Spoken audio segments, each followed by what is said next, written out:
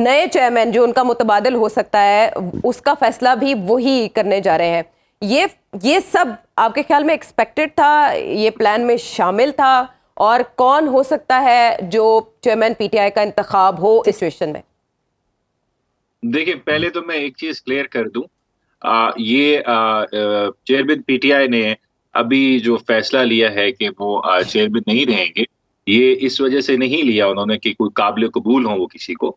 सिर्फ इसी वजह से लिया गया है कि इलेक्शन कमीशन का फैसला आया है, जिसके बाद एक लीगल ग्लिच था, जिसको ओवरकम करने के लिए आपको एक पार्टी चेयरमैन ऐसा चाहिए, समवन हु इज क्वालिफाइड, क्योंकि सुप्रीम कोर्ट की जजमेंट एक है जो आपकी रास्ते में एक रुकावट बन रही थी, जिस तरह मियां नवाज शरीफ साहब के केस में आई थी। हाँ, लेकिन इसमें बैरिस्टर गौहर खान खुद कह चुके हैं कि वो इलेक्शन कमीशन का फैसला चैलेंज करेंगे इंट्रा पार्टी इलेक्शंस का। उस तरफ पाकिस्तान तहरीक इंसाफ नहीं गई ऐसा, लेकिन एज अ बैकअप आपने अपना प्लान तो करना होता है ना। कोई लीगल लकूना आ जाता है, कोई लीगल इशू आ जाता है, उससे निकलने के लिए, क्योंकि इलेक्शन करवाना एक लाजिम एक रिक्वायरमेंट आ गई थी फैसले के बाद। वो अपील में अलाउ होता है, फैसला नहीं होता, होपफुल तो आप होते हैं, लेकिन जब तक वो फैसला होता है तो आपको उसको फॉलो तो करना पड़ता है।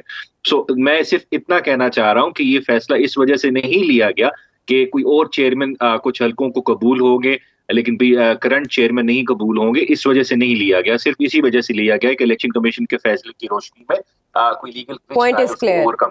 ठीक है जी। और दूसरी बात, देखिए, ये सब कॉन्टिनेंट जो है हमारे यहाँ, जिस तरह की डेमोक्रेसी है या जिस तरह की पॉलिटिकल पार्टीज होती हैं, ये नॉर्मली चेयरों को देख के फंक्शन करती हैं यहाँ पे। और खासकर पाकिस्तान तहरीक इंसाफ जो है, उसमें सिर्फ अगर वोट बैंक है तो वो सिर्फ इनके अभी करंट चेयरमैन का है, उसके अलावा किसी का वोट बैंक नहीं है। बेशक कोई और पॉइंट हो जाए, वो कानून में कहते हैं ना, डिफेक्टो डिजोर तो कोई और चेयरमैन होगा, लेकिन जो फैसले लेने होंगे वो सारे के सारे फैसले जो होंगे वो पाकिस्तान तहरीक इंसाफ के at the end of the day उनके अभी के चेयरमैन है वो ही कासिम के वालिद साहब ही लेंगे, जितने फैसले भी होंगे। वो शेक्सपियर का ड्रामा आपने पढ़ा होगा, रोमियो एंड जूलियट, उसमें वो कहते हैं कि नाम में क्या रखा है, अगर आप गुलाब के फूल को गुलाब ना भी कहें तो उसकी खुशबू वैसी ही होती है। तो इस वजह से नाम में इन चीजों में कुछ रखा नहीं होता। At the end of the day the person behind the gun that counts, और फैसला उसने ही करना है जिसके पास डिफैक्टो पावर होती है। तो इस वजह से मेरे नजर में इससे कोई फर्क नहीं पड़ेगा। फैसले बिल्कुल अटक जेल से ही होने, अडियाला जेल से ही होने, मुशावरत के साथ होंगे, लेकिन फाइनल अथॉरिटी जो है वो चेयरमैन पीटीआई जो इस वक्त है कासिम के वालिद साहब, वो ही है और वो ही करेंगे फैसले। अगर ऐसे सिक्योरिटी थ्रेट्स हैं जिसके बारे में जेल इंतजामिया भी कंसर्न है और हसास इदारे भी, तो अबूजर आपके ख्याल में वो रिपोर्ट पब्लिक नहीं होनी चाहिए? अवाम को नहीं पता चलना चाहिए कि खतरा है किससे असल में?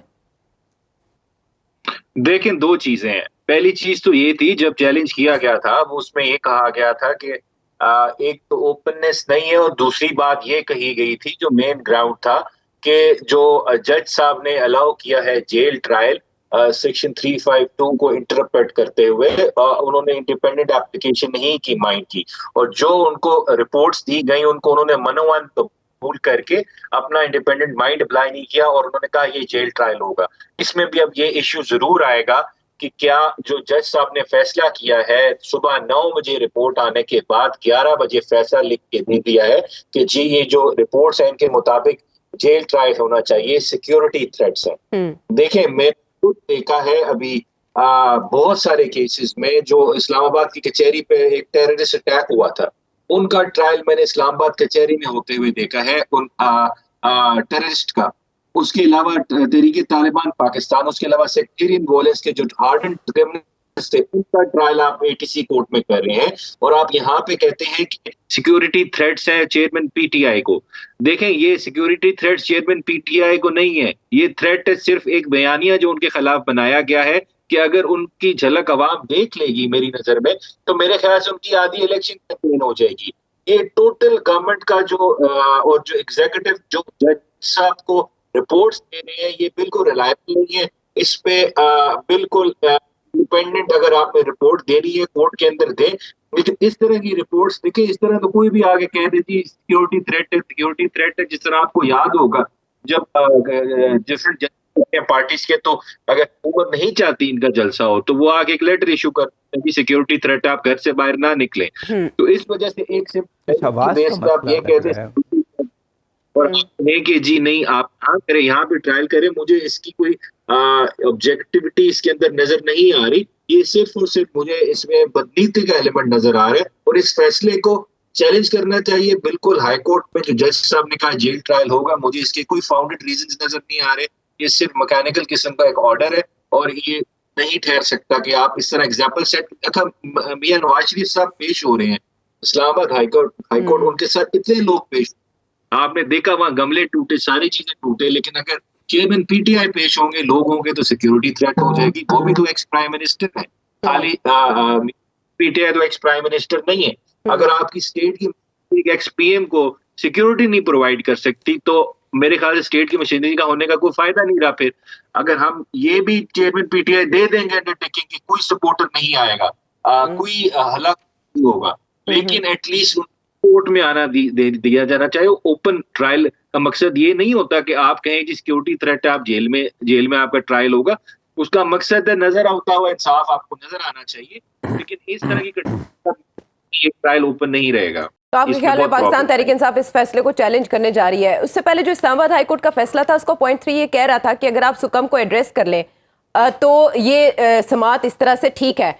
अब अगर मीडिया को एक्सेस दे दी जाती है और जो कॉमन है लोग, उनको भी, और फैमिली के भी 5-5 मेंबर्स वहां आ जाते हैं, तो आप तो पहले भी ये कह चुके हैं कि इस तरह से तो ये केस फौरन फारिग हो जाएगा अगर वाकई उसकी उस तरह से मीडिया में अलाउड हो समात की रिपोर्टिंग। ये नहीं लिखा हुआ था फैसले में, ये नहीं लिखा हुआ था कि आप उसको जेल में ही करना है आपने ट्रायल। आपने रीजन स्ट्रांग देने थे, कोजेंट रीजन देने थे, और इस फैसले में जज साहब ने किया है उसमें कहीं जिक्र नहीं है मीडिया का। उन्होंने वर्बली बात की है, लेकिन रिटन ऑर्डर के अंदर मीडिया का जिक्र नहीं है।